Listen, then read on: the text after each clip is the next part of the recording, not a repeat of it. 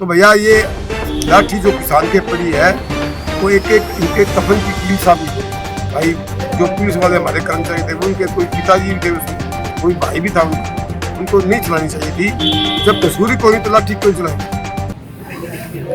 आज किसान धरने का छठा दिन है। जिस प्रकार कल आपने देखा कि कल हजारों की संख्या में किसानों ने उप मुख्यमंत्री की कोठी का घेराव किया, और आज जब हम आए हमें उम्मीद थी कि सरकार हमसे माफी मांगेगी, लेकिन आज अखबारों के जरिए हमें पता चला कि सरकार ने लाठी भी किसान को मारी और 307 के मुकदमे भी किसानों के ऊपर, 360 के लगभग किसानों के ऊपर मुकदमे दर्ज किए। उसे लेकर आज हरियाणा और पूरे भारत के किसानों में रोष है। जब तक ये सरकार के मुख्यमंत्री की तरफ हमारे पास गुड़गांव में बातचीत के लिए न्योता आया है, लेकिन जो उनका घटिया रूप देखकर हमने उस न्योते को ठुकरा दिया है। हम कोई बातचीत नहीं करेंगे। प्रदेश का मुख्यमंत्री जनता के बीच में आए, किसानों के बीच में आए, अपनी गलती के लिए माफी मांगे। किसान का दिल बहुत बड़ा होता है, वो लाठी खा सकता है तो वो माफी भी दे देगा, लेकिन उसे इस दरी पर आकर माफी मांगनी पड़ेगी। एसी कमरों के अंदर हम मिलने नहीं जाएंगे। हमारे जो भी फैसले होंगे, जो फसल के मुआवजे का है, चाहे तीनों अध्यादेशों को लेकर है, उसके लिए आपको एसी कमरे छोड़ने पड़ेंगे। आपको किसानों के बीच में आकर पहले तो उनसे अपने कृत्य के लिए माफी मांगिए, उसके बाद जो हमारी जायज मांगे हैं वो जायज मांगे मानने का काम है। केंद्र सरकार 3 अध्यादेश लेकर आई है, जिसमें व्यापारियों, आड़तियों और किसानों को पूरी तरह तबाह करने की नीतियां हैं। और उखेड़ा बीमारी से फसलें तबाह हुई हैं, जिसकी स्पेशल गिरदावरी और मुआवजे की मांग को लेकर और तीनों अध्यादेशों के खिलाफ कुरुक्षेत्र के अंदर हरियाणा के किसान इकट्ठे हो रहे थे, पीपली के अंदर, कुरुक्षेत्र की पीपली में। तो हरियाणा सरकार ने तानाशाही रवैया अपनाते हुए, उन संवैधानिक अधिकारों का हनन करते हुए धारा 144 लगा दी। उसके बाद भी जब काफ़ी संख्या में किसान वहाँ जा रहे थे तो हरियाणा सरकार ने बल प्रयोग द्वारा उन्हें रोकने का प्रयास किया, और वहाँ पर किसानों पर लाठीचार्ज हुआ। 307 किसानों पर मुकदमे दर्ज हुए हैं और काफियों को हिरासत में भी लिया गया है। आज आम आदमी पार्टी राज्यपाल जी के माध्यम, पार्टी महोदय के माध्यम से राज्यपाल जी को एक ज्ञापन दिया है, जिसमें तीनों अध्यादेशों को रद्द करने की मांग की है, और जिन किसानों के ऊपर मुकदमे दर्ज हुए हैं उनको खारिज करने की मांग की है, और जिनको हिरासत में लिया गया है उनको छोड़ने की मांग की है।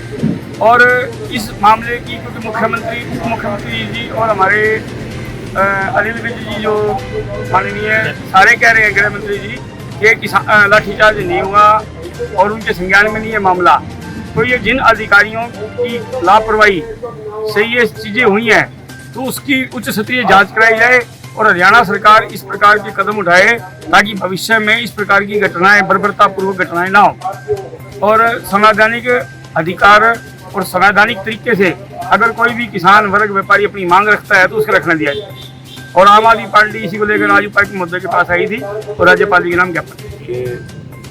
आप जैसे लगातार देख रहे हैं कि पिछले 6 सालों के अंदर किसान वर्ग की कितनी दुर्गति इस सरकार की तरफ से हो रही है, और हम सारे इसमें भुगत भोगी हैं। सिरसा इलाके का नेतृत्व जैसे शुरू से मेरे नाना अरोड़ा साहब यहाँ पे सत्ता में थे, उन्होंने किस हिसाब से सिरसा के लिए सेवा करी सबको पता है, और उसी प्रकार से मैंने भी एक प्रयास किया कि किस तरीके से हमारा हर वर्ग खुशहाल हो। सबसे पहले किसान वर्ग, फिर व्यापारी वर्ग, कर्मचारी, और जितने हमारे लेबर वाले भाई हैं, गरीब तबके को कोई किसी तरीके की तकलीफ ना हो।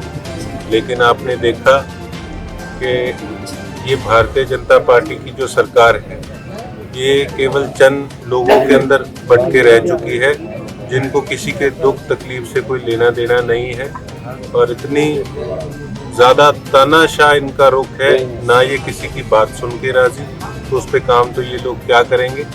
और अब आपने देखा कि किस तरीके से जब अब किसान आंदोलन दिनों दिन तेज होता जा रहा है, तो किस तरीके से सरकार के लोगों की झाग निकली पड़ी है कि कोई तो कहता है जी कि पुलिस ने लाठीचार्ज किया ही नहीं, और कोई कहते हैं कि जो लाठीचार्ज हुआ है ये गलत हुआ है, इसकी जांच, इस पे कार्रवाई होनी चाहिए। अरे बड़े मानसो, पहले तुम बैठ के ये तो आपस में सलाह बना लो कि कौन सही और कौन गलत, हो उसके बाद तुम्हारा काम करोगे। इनका भी खुद का ही नहीं पता कि ये लोग क्या चाहते हैं। ये खुद ही सरेआम झूठ बोल रहे हैं आप सबके सामने, और बड़ी दुख की बात है कि जिस तरीके से अत्याचार ये लोग किसान वर्ग पे कर रहे हैं, जो कि हमारा अन्नदाता है, और लेकिन इसमें एक चीज नई और उभर के आई है।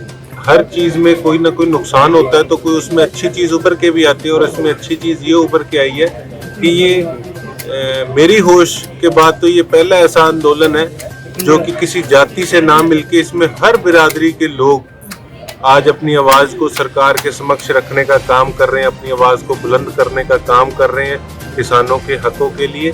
और उसके साथ साथ आपने देखा कि किसान वर्ग के साथ जो आड़तीय भाई हैं, जो लेबर वाले भाई हैं, अकाउंटेंट भाई हैं, वो सब भी इस आंदोलन के अंदर एकजुट हैं, और जो गुलदस्ता होता है वो हर प्रकार के फूलों से ही बन के गुलदस्ता बनता है। और मुझे पूरी उम्मीद है कि आने वाले समय के अंदर ये जो आंदोलन है ये इतना इस सरकार की नाक में दम कर देगा कि इनको अपना तानाशाह रुख जो है इसको त्यागना होगा, और जल्द से जल्द ये किसान भाइयों की, आड़ती भाइयों की और व्यापारी भाइयों की और जो लेबर वाले अकाउंटेंट भाई हैं, इनकी जो भी मांगे हैं उनको जल्द से जल्द पूरा करना पड़ेगा। राशन भी जाओ, सब्जी भेजो, दूध भेजो, लेकिन वो नहीं करे, डंडे से खड़े कर दिए, मास्क के नाम से चालान काटे जा रहे। कोई मोटरसाइकिल में कहीं अमृतसर जाना पड़ गया, पकड़ लिया भी मास्क में चालान काटे। 1600 करोड़ रुपए इन्होंने इकट्ठे कर लिए मास्क के चालान। स्कूटरों को चलान कर रहे हैं, ट्रैक्टर, किसानों को ट्रैक्टर है, तो देवीलाल ने किसानों को ट्रैक्टर गड्डी बनाई थी, उनके कहते जी न किसान की बात की, न मजदूर की, न रेहड़ी वाले की, न भाई व्यापारी की। ये तो विरोधी है। किसान तो हमेशा देखो आत्महत्या कर रहे हैं, जब उसकी फसल के भाव नहीं मिलेंगे, उसके फसल के सही रेट नहीं मिलेंगे तो वो क्या करेगा? कर्जा लेता है, कर्जा नहीं उतरेगा तो वो क्या करेगा? आप देख रहे हो किसानों के रोज आत्महत्या। ये सरकार किसान विरोधी सरकार है, और किसानों के साथ साथ भाई आती है आगे, मजदूर भी आते हैं। अब ये सरकार बचेगी नहीं जब भी चुनाव होगा। अभी विरोधा का चुनाव होने जा रहा है, इनका देखना क्या हाल होगा। आगे जहाँ भी चुनाव होगा ये चिंगारी जो आग की तरह फैलती जाएगी, एक तूफान बनेगी, और इस तूफान बन के सारी बीजेपी सबको जला देगी। किसान की आज जो है वो हमारे भैया कांग्रेस पार्टी इनके साथ है, हमेशा से पहले भी हमने इनका साथ दिया और आज भी हम इनके साथ हैं। तो हमारे जो पार्लियामेंट, जो विधानसभा के होता, उन्होंने भी किसानों की लड़ाई की बात कही, हम साथ हैं। बहन शैलजा जी हमारी प्रधान है, उन्होंने किसानों की बात की। तो कांग्रेस को हमने 21 तारीख को विरोध प्रदर्शन भी करना है, सारे किसानों की बात। तो ये सरकार जो है किसान विरोधी सरकार है, व्यापारी विरोधी सरकार है, मजदूर विरोधी सरकार है। पर भाई अब इनका पतन शुरू हो चुका है। टूटी गिनती जो है ये जो पीपली से हुई कुछ क्षेत्र है धर्मनगरी है, अब ये टूटी गिनती चलती रहेगी।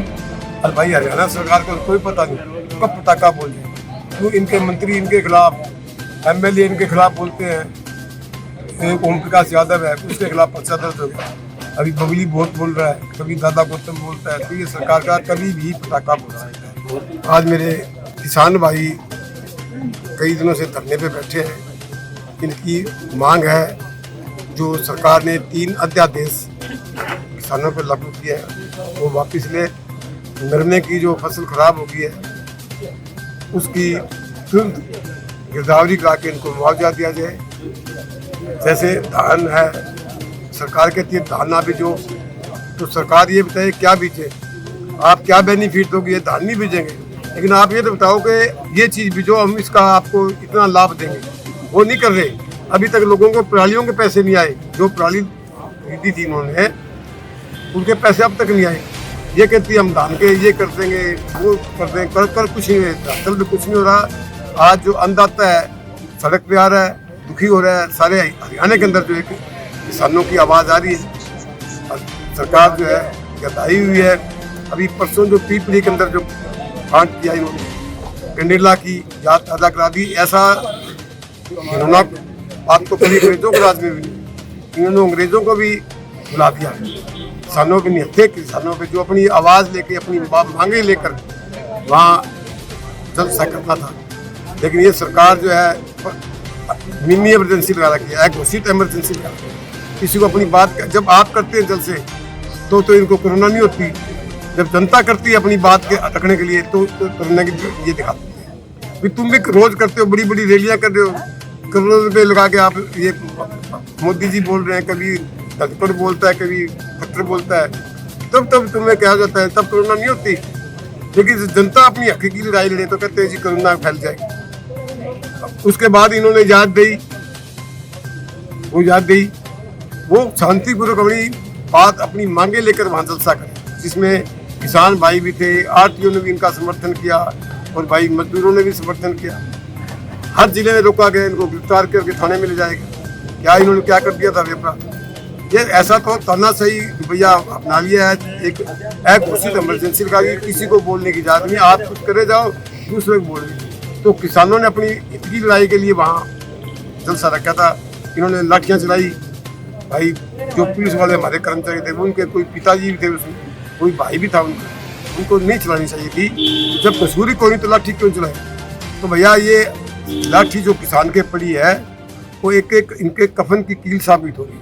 और ये सरकार जब भी चुनाव होगा तो लोग इंतजार कर रहे हैं, जैसे महंगाई बढ़ती जा रही है, सब चीज़ें बढ़ती हैं, सरकार उस पर कंट्रोल नहीं करी। मोदी ने जब 500 आदमी कोरोना से बीमार हुए तब थालियाँ बजाने की बात कही थी, घंटी बजाओ, दिवाली मनाओ, पटाखे बजाओ। आज 45 लाख से ऊपर चले गए। ये सरकारी आंकड़े हैं। 76,000 के करीब लोगों की मृत्यु हो चुकी है। उन बीमारी की तरफ ध्यान नहीं दे रहे, इनका कोई बस्त नहीं कर रहे, खाली जो वो कन्वेटमेंट के नाम से डंडे से लगा देते हैं